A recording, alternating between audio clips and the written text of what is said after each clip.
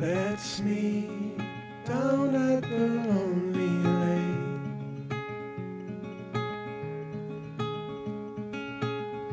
before summer has gone away.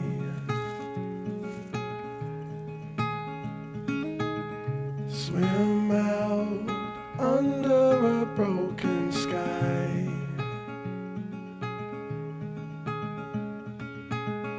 Cold sun colored with shades of white. Wave goodbye. Hello, wild ones. Today's video is a short and sweet and magical Q&A. Coming away soon.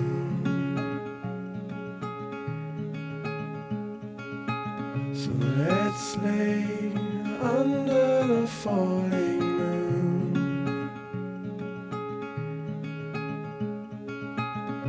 Tell me something about yourself.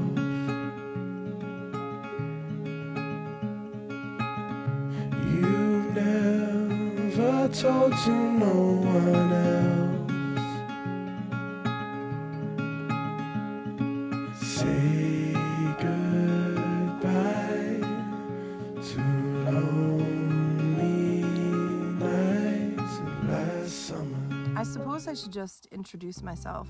If we haven't met before, my name is Heather Lynn, and I am the Wild Woodland Witch. I am a green witch, I'm a forest witch, and I'm a hedge witch. I know it sounds like a lot, but I use green magic in pretty much everything I do. Really feel strongly in naming myself as a wild witch, for sure. I also believe in the power of any human being who is a witch. I love wise women traditions. One of my favorite wise women is Robin Rose Bennett, and I also love Susan Wheat. I also love Rosemary Gladstar, and as you can tell, all of those women live here on the East Coast. I am from the East Coast. I'm from New York. I grew up right outside of the city, and I now live up in the Adirondack Mountains. I live at the precipice of the Adirondack Mountains, to be specific, which basically means I don't live deep in the mountains. I live in the valley. I'm a secular witch. I'm a solitary witch, and I've been practicing magic since I was a little girl. I don't have any witches in my family, although I probably do, and kind of have communicated with some from the past. And I should probably begin there. My practice is very much shaped by my own intuition, by my ancestry, basically because I'm a hedge witch. And although I probably for many years needed the support of a community, I never had one. I never at that time felt I needed one. I was a little bit stung by coming into my craft during the days of Wicca on the rise. Wicca is a beautiful religion. As a secular witch, it really didn't call to me, but it was really everywhere. And the message I heard as a young witch was that I'm not welcome, my ideas are invalid, and personal gnosis doesn't exist. You have to follow a script, you have to meet with these particular people, and I just never felt like I belonged. I never felt like my magic and my ideas were validated. Not that I needed validation, in fact, I didn't, which is why as an Aquarius, I just marched into the forest and did my own thing for 20 years. So in some ways, I may come off like a beginner witch because I haven't spent years and years researching and reading books. I haven't really been interested in reading those kinds of books because no one's been writing about my kind of magic until recently. And it sparked an interest in me building my channel and sharing what I really know, what I've come to know. Maybe I haven't come to know those things by a book, but I've had the most magical ride. I believe in personal gnosis. I believe in the power that that a witch has innately, that she or he is born with and can really learn. So I'm just seeing a mushroom below me, because I can't just stop and have a conversation with you. I have to look at the beautiful blue mushroom that I just found. I apologize for that wild one. I think it really very much represents me. I am a wild witch, meaning I love wild plants. I love to use what's around me. I was not the kind of person that would march into the store, a local cult store, and buy 5 million crystals and 5 million beautiful herbs. I just didn't feel like that was the right method for me. I think that's a great method for some, especially that live in the city. Just for me, I just wanted to meet nature where it was at and learn from it firsthand. I wanted to be like a young explorer and just discover things for myself, and I'm still doing that to this day. So somebody asked me, why wild magic? What is it really? Wild magic is a couple of things. It's definitely an interest in wild plants. It's an interest in how our ancestors used wild plants magically, medicinally. There is an element of herbalism, and I did share a video all about wild magic and wild witchcraft. If you want to see that, I'll link it above. But I think generally there is another piece that's not being represented yet, not being talked about, and not being written about, and that is the nature of a wild witch. I think the element that makes me Hedge is my ability to communicate with the dead, to understand transitions and really embrace transitions. I just have this really strong intuition and the ability to be spontaneous. I can turn my mind down and my intuition up pretty high. And I've kind of lived into that for my craft. And it's really made me the witch that I am today. So I feel like being a wild witch is really more about my personality and my abilities. I embrace it. And I think that that is what a wild witch is. So a question that came in is, how has your practice changed over time? And I've answered some of this, but I want to say my practice has really changed as I've just developed myself, of course, but I think one of the biggest things is just, starting my channel and reaching out to other witches has been incredible for me, and it has changed my practice. The things that I needed back then, I'm getting now, but I'm getting it now where I've developed my practice on my own. So I may be reading, some beginner books or some things that, I should have read long ago, but didn't. It's also a lot easier for me to find the right books because I'm already experienced enough, but it's helping me reach places. It's helping my craft develop fast, like super fast. I think specifically my hedge ability is something that I've only taken it to the place of natural ability. I've learned how to ward and how to block and how to protect myself from bad experiences that I've had. So now I'm able to learn about those things and then set those things up for myself so that I can now reach out to the other side where I would have been afraid or would have not taken the risk because I don't have enough skill to keep out what I don't want. Yeah. So my craft is evolving right now. It's evolving with you. It's evolving with you, wild ones. Like, I'm right there with you. I might be a videographer and I might be someone who wants to share my personal Gnosis with you, but I'm right there with you, growing with you, learning. I'm a teacher, so I kind of am under the impression and belief that as a teacher, you should never stop learning. You should continue to grow and evolve so that you can teach your students more and more and more and just never stay stagnant.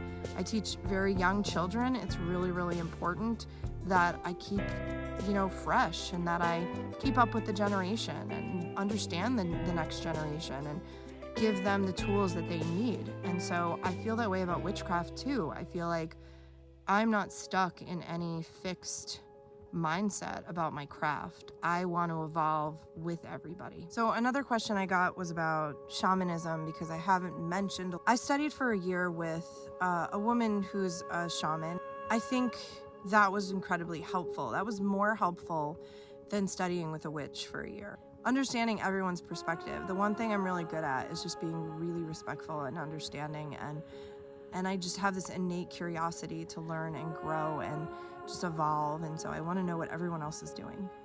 But I think in regards to shamanism, like that to me was really helpful because I spent a year just kind of invested in getting to know spirit through the channel of like connecting more with the land, which is more of a wild witch's nature. And Native Americans, in my experience, just have this beautiful relationship to the land and a real understanding of animism. So it was like a win-win for me, just to be honored by this. It's not something that I pursue for myself. in my own spirituality, but it is interwoven into my spirituality for sure. You know, there's a lot of cultural appropriation right now, which is, I mean, that's been going on forever, but it's at the forefront of being, you know, you want to be really respectful and understanding and careful. And so I would never want to say that, like, oh, because I studied with someone for a year, like somehow I'm, you know, allowed to do certain things. That's not the case at all. It just means that it's part of my spirituality, because I spent all this time with someone who has this amazing amount of knowledge, and it's awoken in me the shamanistic aspects of myself, and it's helped me to become a better witch, to become a stronger witch and a more wise witch, to connect to the land. It definitely is a spiritual path that that connects you to the land. And just for the record, I am a huge fan of respect. I do not believe that cultural appropriation is a good thing, and I think everybody should be really conscious and really careful and super respectful. So my apothecary has developed a lot, and there was a question about, can you show us your apothecary? So I just have a few clips of just showing you a little bit of my apothecary, and I'm going to show it more in an upcoming video, but I wanted to show you just a few clips above so you can just see my process and like how gigantic it is, and now it's like overflowing. Probably I will have a witchy makeover video coming up, redeveloping my apothecary and doing some shelving and just kind of getting it a lot more supported in the space that I'm in.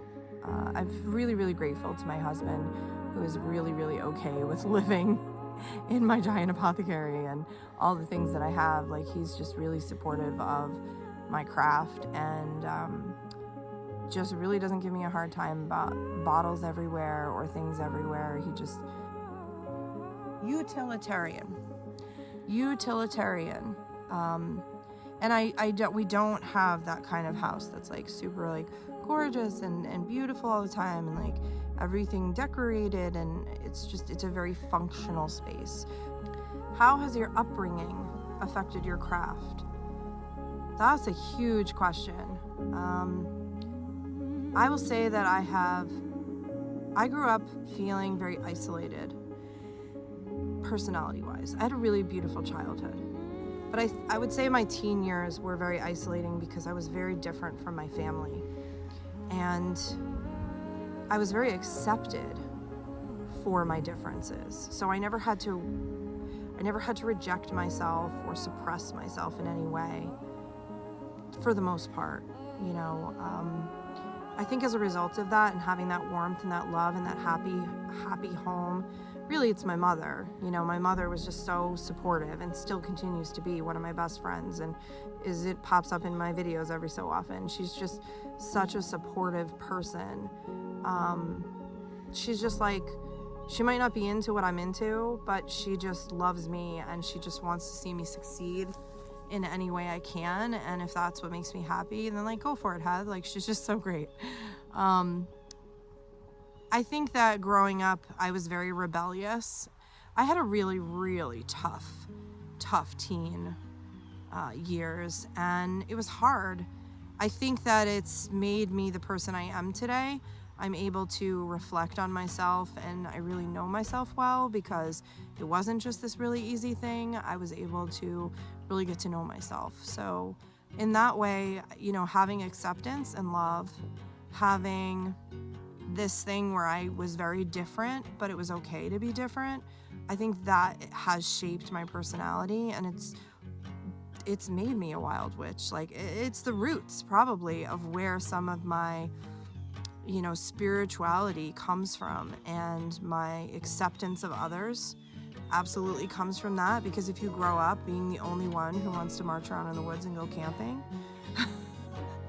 and like everyone else is like, you're crazy, and I'm like, really? And then you get out there in the world and you're like, I'm not crazy, there's all these people that want to do this.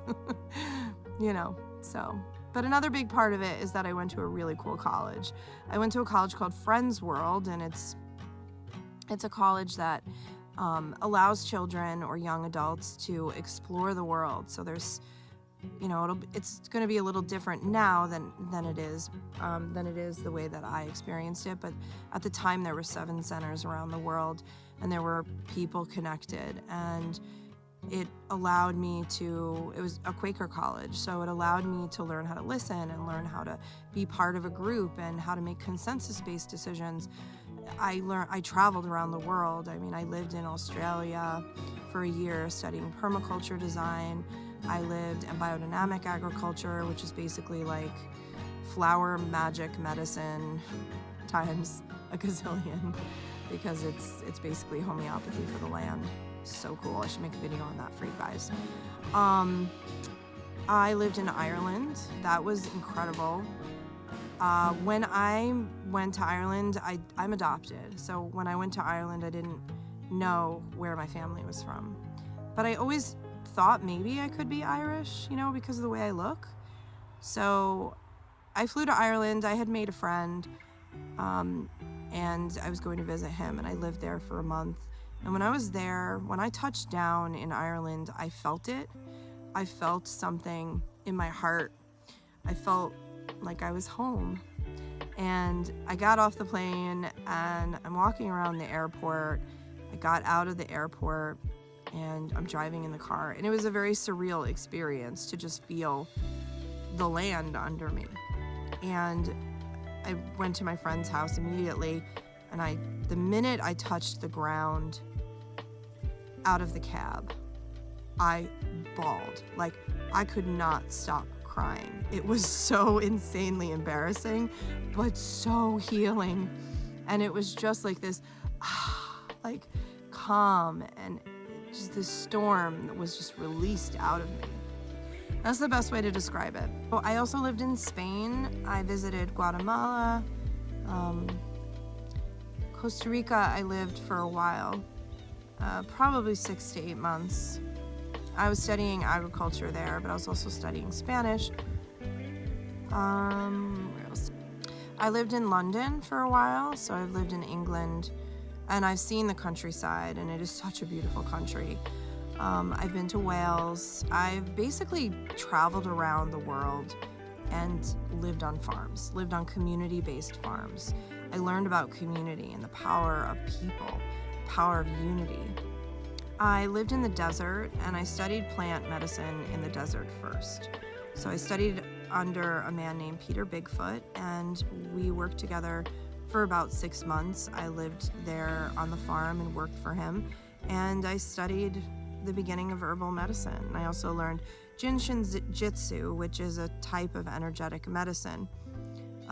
Later in London, I studied Reiki, and then I studied Reiki too when I got back to the States, and I'm about to finish my Reiki mastership. But to answer that question better, traveling gave me this opportunity to, again, develop that intuition, and to also spend a lot of time with plants around the world. So studying plants in Costa Rica, then in the desert, then in the temperate zone. I visited and studied Floridian plants, and I find plants and plant knowledge to be so fascinating. So it's just something I've collected through the years, and because I traveled so much in my early 20s, I was really able to do a lot of research across various landscapes. Some places I'd like to visit would probably be Alaska. I would love to see Colorado. I specifically would love to study plants in Thailand, and I'm just fascinated with anything Norse related, so I would love to go to Iceland, and I would love to just sort of go to Sweden and just sort of like take a lap around that whole Nordic area. Greenland's on my list too. I wanted to go to Africa, and I almost had an opportunity to do that, but the door closed on that, and I wonder if that's something I might want to approach in the future. I'm just interested in travel in general, and I can see myself traveling in the future, but not yet. Someone asked a little bit about seeing a medium, and if I could share more about that. I am seeing a medium right now. I'm going through some really crazy spiritual growth, and as a result, I need a lot of help. So I do have quite a team that I've invested in and has invested in me. And one of those team members is a spiritual woman that I'm working with who's a medium and helping me with a lot of my hedge abilities and managing it and how to work with it and make it into a gift instead of this thing that I'm carrying around that I'm afraid of. So I will speak more about her. I will speak more about her because she's agreed to do a little bit of filming and, share more of her gifts so you can experience firsthand what I'm experiencing, which is always what I'm trying to do in my vlog style videos for you. This was an interesting question. What would your life be like if you weren't a witch? I've had times in my life where I've rejected my own powers and my own craft. I think it's really natural for witches to go through waves of practicing and not practicing. And I've talked about that before. Just because you're not practicing, that doesn't mean you're not a witch. It just means you're not a practicing witch at the time. But I am one of those people that believes that you are... I think that people can be born with no gifts, but for some reason witchcraft calls to them. And then they develop those gifts. And then there are people who have those gifts, and because they have those gifts, they're called to the craft. And it doesn't matter to me the way that someone becomes a witch. It's just that if you are a witch, if you're a practicing witch, then you're practicing witchcraft. And if you're not practicing witchcraft and moving energies and attempting to channel different forces, then, you're probably not a witch, or at least you're not a practicing witch. I think I said that pretty clear. But the question, what was the question? It was, what would your life be like without witchcraft or without being a witch? Again, there's these two layers. It's like, being a witch, what does that really mean? Does it mean I don't have my abilities? Or does it mean I'm not practicing witchcraft? Because I think there are two things. Like, I could take some of these gifts and not be a witch and develop them in a different way, like become an energy worker or a medium and not be a witch. If I wasn't a witch, what would it be like to not practice witchcraft, to not be working with energies? I mean, I suppose I could do that, and I probably would be okay, but it's just so much easier to me to work with energies in that way. To practice witchcraft is my calling, and I think it would be a loss to me. I think it would be hard, and the times when I haven't engaged in it, because maybe I was feeling like I was rejected during the early years, or, I went through a phase where I was like, this makes no sense to me. Why do I have to get all this stuff in this thing to then go on this moon and on this specific day with this specific planet correspondencing? And then, how is that going to give me what I want or help me create the life that I want? And why do I have to spend money to do that? So that did happen for me, and I was like, I'm not doing this. This is silly. And then I came back to it, and I was like, I found wild magic, and I was like, I can use all this stuff, and I can use these tools. My favorite tools, there was another question that was asked, what are your favorite tools? My favorite tools are wild plants. I don't need very much, and that could be because I'm more advanced now. I don't need stuff. I love stuff, but I don't need it. And wild plants just have so much life flow in them, and there's so much goodness, and there's so many correspondences, and because of my hedge abilities, it's so easy for me to feel those correspondences and to know what to do with them. That is something that has developed only probably because I've practiced on my own for so long. Yeah. What do you do for a living? I am not a witch for a living. In a way. I'm a preschool teacher, and I'm an owner of a preschool as well as an early childhood center. During COVID, I closed my early childhood center, but I do hope to reopen, and who knows what I'm going to build next. My husband and I run this business together, and I can't thank him enough for keeping us afloat all these years. My business is 12 years old, and I am in love with working with children. Although I'm not a witch with the children I work with, I definitely bring wild magic into the classroom through science, because I'm a huge believer in getting children that N nutrient. And you know what I'm talking about. It's nature. Nature deficiency is rampant in our population, especially here in the US. So it is all about getting them into nature and letting them communicate with nature and have experiences in nature. So yeah, my program is very, very much a nature-inspired program. So I want to thank you all, wild witches and alike, for coming to be with me. And you are the wild community. I can't do this without you. I am so blessed by you, and blessings to your magic, wild ones. I am forever grateful to you for being here with me now and in the future. Come and find me again.